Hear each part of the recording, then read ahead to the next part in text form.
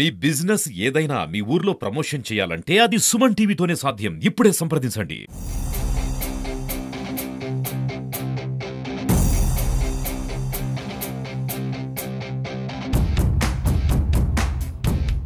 Hi hello నమస్తే, welcome to Suman TV. నేను మీ సుకుమార్. మనమైతే ఇప్పుడు మార్కాపురంలో ఉన్న మార్కాపురం శాసనసభ్యులు శ్రీ కందుల నారాయణరెడ్డి గారి దగ్గర అయితే మనం ఉన్నాం. సో మార్కాపురం జిల్లా అవుతుందని చెప్పేసి, జిల్లా అవ్వాలని చెప్పేసి అంటున్నారు. మరి మార్కాపురం జిల్లా అయితే ఎలాంటి ఉపయోగాలు ఉన్నాయో ఒకసారి సార్ మాట్లాడి తెలుసుకున్నాం. నమస్తే సార్. నమస్తే అమ్మా. ఎలా ఉన్నారు సార్? బాగున్నాం సార్. ముందుగా మీరు మార్కాపురం జిల్లా అవ్వాలని చెప్పేసి ప్రయత్నిస్తున్న దానికి ముందుగా థ్యాంక్ యూ సార్. మరి ఈ రోజు మార్కాపురం జిల్లా అయితే ఎలాంటి ఉపయోగాలు ఉన్నాయి సార్? ఇది ఎంతో బ్యాక్వర్డ్ ఏరియా అమ్మా.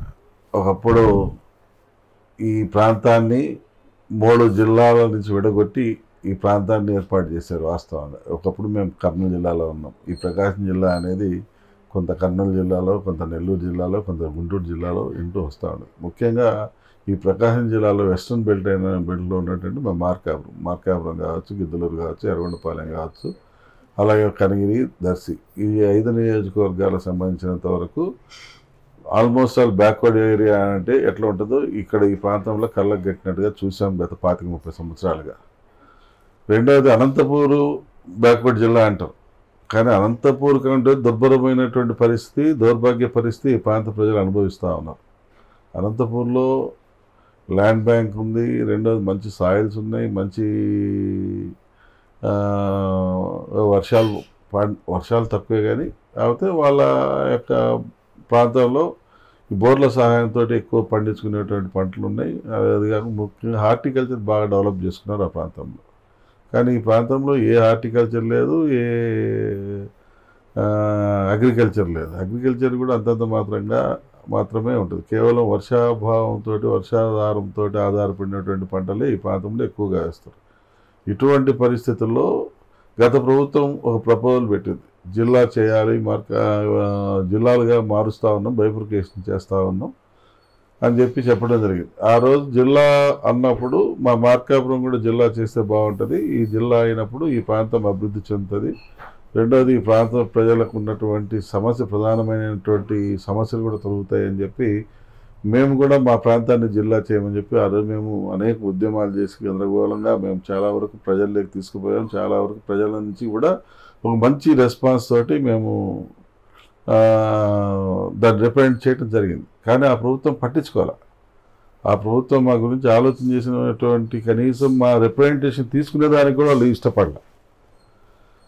ఆ రోజు మాకు వాళ్ళు చేసినటువంటి అన్యాయాన్ని గుర్తించి అప్పట్లో ఉన్నటువంటి ప్రతిపక్ష నాయకుడుగా ఉన్నటువంటి మా చంద్రబాబు గారు ఆ రోజు అనుకోకుండా ఆయన మార్కాపురం రావటం, ఇక్కడ ప్రజల యొక్క అభీష్టమైన గ్రహించడం, తక్షణమే నేను అధికారంలోకి వచ్చిన తర్వాత జిల్లా చేస్తాను మార్కాపురం అని మాట ఇవ్వటం, ఇవన్నీ కూడా మాకు కలిసి వచ్చిన అంశాలుగా మేము ఈరోజు మా ప్రాంత ప్రజలు భావిస్తూ ఉన్నారు. మేము కూడా అదే అనుకుంటా ఉన్నాం. ఎందుకంటే చంద్రబాబు గారు బర్త్డే రోజు నాడు వచ్చి ఆయన బర్త్డే రోజు నాడు మాకు ప్రామిస్ చేశాడు కాబట్టి కంపల్సరీ జిల్లా ఏర్పడుతుంది అనేటువంటి భావన అయితే ఇక్కడ ప్రజల్లోకి వచ్చింది. మేము కూడా అదే భావిస్తూ ఉన్నాం.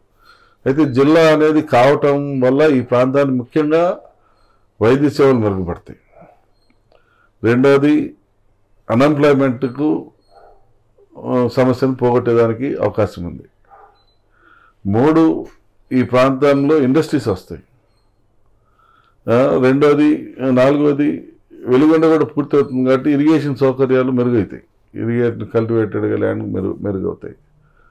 ఈరోజు ఏ చిన్న సమస్య పోవాలన్నా జేడీఎం ఆఫీస్ అంటే జిల్లా ఆఫీసర్ దగ్గరికి ఎక్కడికి పోవాలన్నా దగ్గర 150 కిలోమీటర్ల పైన పోవాల్సిన పరిస్థితి వస్తూ ఉంది. హాస్పిటల్కి పోవాలంటే ఒంగోలు, గుంటూరు, నెల్లూరు, లేదంటే నర్సాపేట, లేదంటే విజయవాడ, హైదరాబాదు ఇలా పోవాల్సిన పరిస్థితి మా ప్రాంతంలో. అసలు వర్షాలు అనేవి పూర్తిగా చాలా తక్కువ పడతాయి ఈ ప్రాంతంలో. అందరికీ జూన్, జూలై, ఆగస్టులో వర్షాలు పడితే మాకు వచ్చేసరికల్లా అక్టోబర్, నవంబర్, డిసెంబర్లో పడేటువంటి పరిస్థితి మా ప్రాంతంలో. లేట్ రైన్స్ వస్తాయో తెలియదు, ఎప్పుడు వస్తాయో కూడా చెప్పుకోలేదు. అటువంటిది మాకు ఇవన్నీ కూడా జిల్లా హెడ్ క్వార్టర్ అయినప్పుడు, జిల్లాగా అవతరించినప్పుడు ఈ మౌలిక వసతులన్నీ కల్పించాల్సిన బాధ్యతను ప్రభుత్వాలు చేపడతాయి. ప్రభుత్వం చేపట్టినప్పుడు ప్రభుత్వం అనేది కొద్ది కళ్ళ తెచ్చినప్పుడు గట్టిగా చూస్తే ఆటోమేటిక్గా మాకు ఈ ప్రాంతంలో ప్రధాన సోర్స్గా ఉన్నటువంటి వెలుగొండ ప్రాజెక్టు ఇమ్మీడియట్గా పూర్తి అవుతుంది. ఇమ్మీడియట్గా పూర్తి అయిన వెంటనే మా ప్రాంతంలో అన్నీ 1/1 అన్నీ కూడా వచ్చేదానికి ఉంటాయి. ముఖ్యంగా ఇండస్ట్రీస్, ఈ ప్రాంతంలో ఏ ఇండస్ట్రీ పెట్టమని ఇండస్ట్రీ లిస్ట్ని అడిగినా కూడా మీ ఊర్లో మీ ఏరియాలో వాటర్ ఉందా అని అడుగుతున్నాం. ఈ వాటర్ లేకపోవడం వల్ల ఇక్కడ ఏ ఇండస్ట్రీ రావట్లే. ఇక్కడ అంతా కూడా నిరుద్యోగ సమస్య ఎక్కువ ఈ ప్రాంతంలో. ఇంజనీరింగ్ చదివిన కూడా డిగ్రీలు చదివిన కూడా ఆటోలు తోలుకుంటున్నారు. రెండోది, గత ప్రభుత్వంలో వాళ్ళు చేసినటువంటి దుర్మార్గమైన పని గంజాయికి ఎక్కువగా వాళ్ళు అలౌ చేసిండ్రో లేకుంటే పండించిండ్రో మాకు తెలియదు. కానీ ఏదో ఒక రకంగా యువత అయితే గంజాయికి బానిసలేదు. అలా గంజాయికి బానిసలైనటువంటి యువతని మళ్ళీ ఈరోజు మార్చి వాళ్ళకు మాకు మంచి దారి చూపించాలన్న ఉద్దేశంతో మా నాయకులు కష్టపడి తిరుగుతున్నారు. వారికి అనుగుణంగా వారితో పాటు మేము కూడా తిరుగుతూ ఉన్నాం. మా ప్రాంతాన్ని అభివృద్ధి చేయాలన్న ఉద్దేశంతో మేము కూడా ముందుకు పోతా ఉన్నాం. ఈ జిల్లా అయితే కంపల్సరీగా మా ప్రాంతానికి వాటర్ వస్తుంది, ఇండస్ట్రీస్ వస్తాయి, మా యువతకు ఉద్యోగాలు వస్తాయి, మెయిన్ హాస్పిటల్ సౌకర్యం మెరుగవుతుంది. రెండోది, నాలుగోది ఎడ్యుకేషన్ పరంగా కూడా ఈ ఒక హబ్గా తయారవుతుంది. ఎందుకంటే ఈరోజు ఎంఏ చదవాలన్నా ఎంఎస్ చదవాలన్నా ఏటో వెళ్ళిపోవాలి. డిగ్రీ అంటే ఒక ప్రైవేట్ కాలేజ్ ఉంది, సరే వాడి రికగ్నైజ్డ్ కాలేజ్ ఉంది. ఆ కాలేజ్ ద్వారా కొంతమంది మా ఏరియాలో బాగానే చదువుకున్నటువంటి పరిస్థితి ఉంది.